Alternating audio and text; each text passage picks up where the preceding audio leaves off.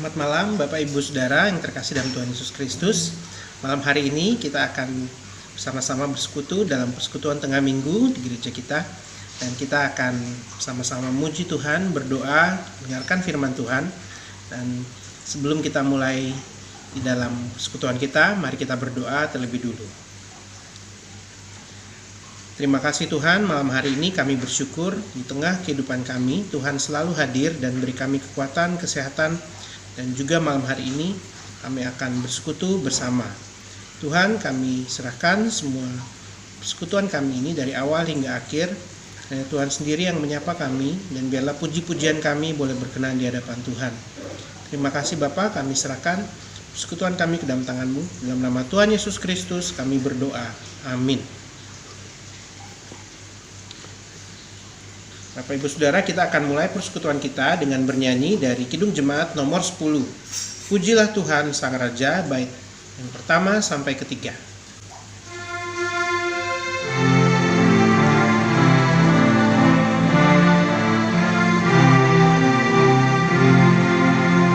Pujilah Tuhan Sang Raja yang Maha Mulia, segenap hati dan jiwa, pujilah Dia. Datang berkau, berilah musikmu bergaung, angkatlah puji-pujian. Pujilah Tuhan segala kuasa padanya, sayap kasih-Nya yang aman mendukung anak-Nya.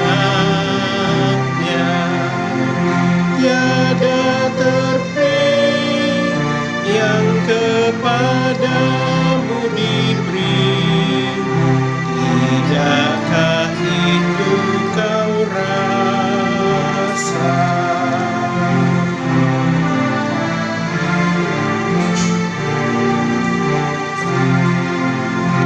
Pujilah Tuhan yang bijak mengubah tubuhmu, dalam kasih-Nya seluruh hidupmu tertuntun. Hatimu tahu berulang kali engkau oleh sayap-Nya terlindung.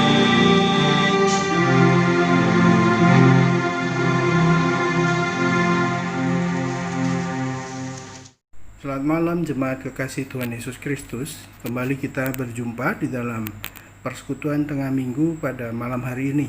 Tema persekutuan kita hari ini adalah berani berkata tidak. Bacaan diambil dari kitab Daniel 1 ayat 3 sampai dengan 20. Saudara-saudara, bagi bangsa Asia, khususnya juga untuk orang atau bangsa Indonesia, ada kata yang tidak berani atau jarang sekali diucapkan, yaitu sebuah kata yang kita sering gunakan, yang jarang kita gunakan. Kata itu adalah kata tidak. Jadi misalnya tidak suka, tidak mau, tidak setuju. Kenapa saudara-saudara? Rasanya memang susah sekali untuk berkata tidak. Ada rasa sungkan, ada pekewuh, ada riku, atau kalau orang Tionghoa mengatakan paisengki. Selama 32 tahun zaman Presiden Soeharto memerintah di Indonesia, ada suasana yang tidak boleh berkata tidak pada waktu itu. Semua harus berkata yes, selalu dan terus. Nah, kita kemudian menjadi orang yang hanya bisa berkata yes. Jadi istilah yang muncul bukan tidak, tetapi yang muncul pada waktu itu adalah istilah yes man. yes terhadap atasan kita, terhadap orang yang lebih berkuasa. Ya, demikian yang terjadi. Sehingga saudara, tanpa kita sadari, kita semua menjadi yes man pada orang yang kita hormati, pada orang yang baik hati kepada kita, kepada orang yang kita berhutang budi kepadanya. Ada pengalaman seorang pendeta yang mendapatkan kesempatan pergi ke Australia dan tinggal di keluarga orang kulit putih di sana selama satu bulan. Tiap-tiap hari makannya menu teman-teman orang kulit putih itu, roti, keju, sosis, kentang, sereal, susu, dan seterusnya. Pokoknya makanan ala barat. Suatu hari dia diundang oleh keluarga yang lain untuk makan malam. Dan ketika dia datang, dia melihat ada di meja itu kelihatannya ayam panggang. Nampaknya modelnya seperti ayam bokberek begitu. Wah, hatinya senang sekali. Dengan penuh semangat dia mencicipi ayam panggang itu. Ya ampun, rasanya manis sekali. Manis seperti kolak. Susah sekali rasanya menelan ayam yang manisnya seperti itu. Dengan perlahan akhirnya dimakan juga. Si tuan rumah bertanya, "Do you like it?" Dengan sungkan dia berkata, "Yes, I like it." Do you want some more?" Dia tanya lagi, "Mau lebih lagi enggak?" "No, thank you." Jawab teman saya itu mencoba sesopan mungkin. Tetapi sebenarnya memang dia tidak terlalu suka dan bahkan dengan terpaksa. Setuju, itulah kata yang sering muncul dan tidak berani berkata tidak. Kenapa saudara-saudara? Ada banyak orang tidak berani berkata tidak. Karena sesungguhnya di balik itu ada perasaan, ada pergumulan, tidak mau mengambil resiko karena orang takut akan melukai hati, jadi pakai perasaan. Sehingga banyak orang Indonesia susah bergaul dengan teman-teman orang kulit putih atau orang barat. Dan mereka sendiri orang barat itu sering bingung dengan sikap kita yang tidak pernah tegas karena menggunakan perasaan atau feeling itu. Kadang karena kita begitu sering berkata sungkan itu, saudara-saudara, seringkali kita mengorbankan prinsip-prinsip kekristenan kita. Seringkali kita kehilangan integritas kepribadian karena mengutamakan perasaan-perasaan seperti itu. Sangat berbeda dengan bacaan kita di mana diungkapkan dalam Daniel 1 tadi. Saudara-saudara, Daniel adalah pemuda bibit unggul, hasil seleksi yang sangat ketat dari Raja Babel pada waktu itu, Nebukadnezar, yang mengalahkan Yehuda. Kemudian negara itu karena Israel atau Yehuda itu menyerah dalam peperangan, dirampaslah semua peralatan bait Allah. Tetapi lebih dari itu, bangsa Babel juga sudah cukup modern memikirkan pada waktu itu sumber daya manusia atau SDM. Sehingga dilakukan seleksi tingkat tinggi dengan kategori pemuda, bangsawan, mungkin berpendidikan seperti sarjana, yang pandai, yang jenius, yang kreatif, yang inovatif, untuk mereka bekerja di kerajaan Babel. Maka terpilihlah Daniel, Hananya, Misael, dan Azaria yang kemudian hari disebut Daniel, Mesak, Abednego itu. Sebagai anak-anak negara, Daniel dan teman-temannya itu mendapatkan fasilitas istana yang sangat luar biasa. Daniel dan kawan-kawannya sepertinya mendapat beasiswa negara, tinggal di istana negara yang mewah, pakaiannya mungkin banyak. Jika mau mau makan tinggal pilih menu saja. Mungkin kalau zaman sekarang mereka menempati tempat-tempat yang sangat luar biasa, mungkin diberi mobil mewah dan seterusnya dan seterusnya. Bahkan uang saku mungkin yang cukup banyak. Mereka bukan hanya anak negara, tetapi mereka juga menjadi anak emas, yaitu anak kesayangan Raja Nebukadnezar. Kalau raja makan yang enak, pasti di mereka juga akan makan yang enak. Ya, selalu raja akan mengingat Daniel dengan 3 kawannya itu. Sehingga mereka menyuruh mengirimkan makanan yang enak ke tempat tinggal Daniel dan teman-temannya. Diperlakukan begitu, apakah Daniel bahagia, saudara-saudara? Ataukah serba salah karena makanan dari istana itu terdiri dari makanan yang sangat lezat, bahkan yang sangat langka untuk rakyat jelata? Apakah dengan keadaan demikian Daniel menjadi bahagia? Siapa yang tidak mau dapat fasilitas begitu luar biasa? Bukankah itu merupakan sesuatu kelebihan dan privilege yang luar biasa? Tetapi faktanya Daniel dan teman-temannya tidak senang.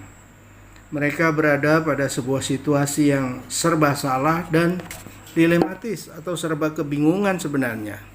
Bagaikan makan buah si malakama.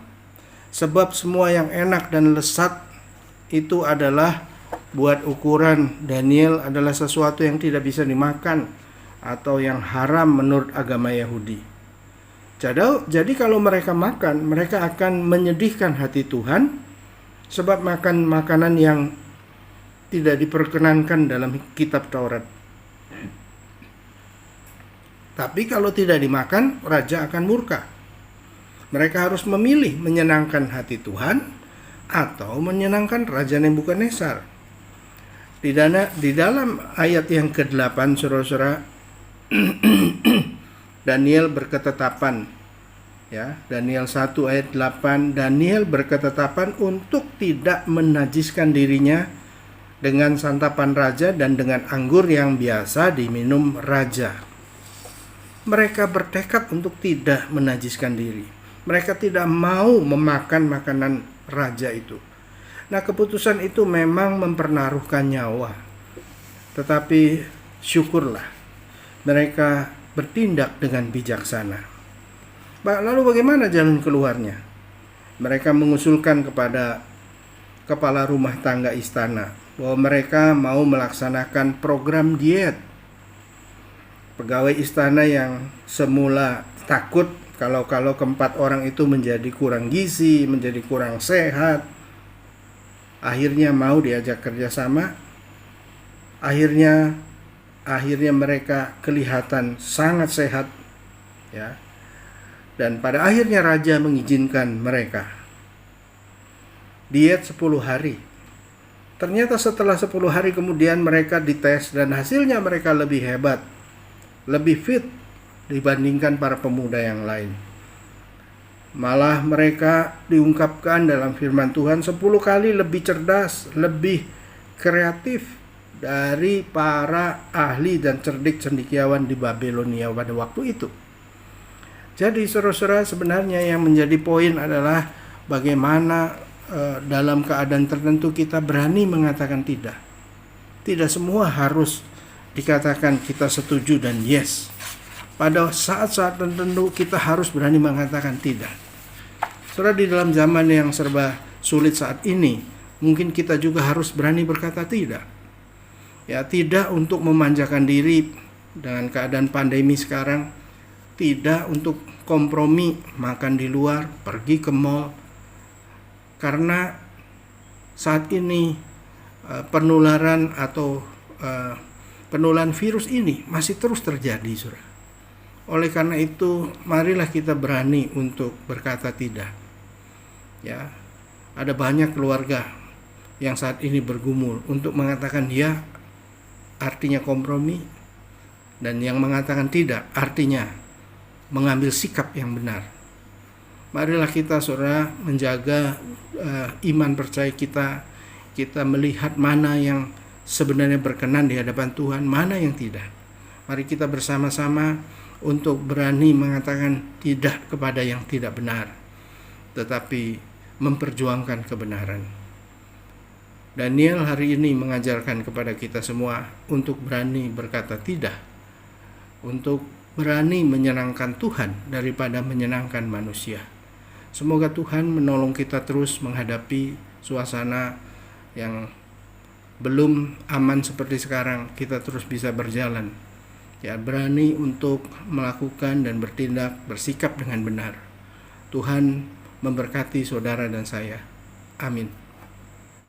Bapak Ibu Saudara, kita sudah mendengarkan pemberitaan firman Tuhan dan sebentar lagi kita akan menutup persekutuan kita. Sebelumnya kita akan muji Tuhan dari pujian NKB nomor 188, Tiap Langkahku, bait yang pertama sampai ketiga.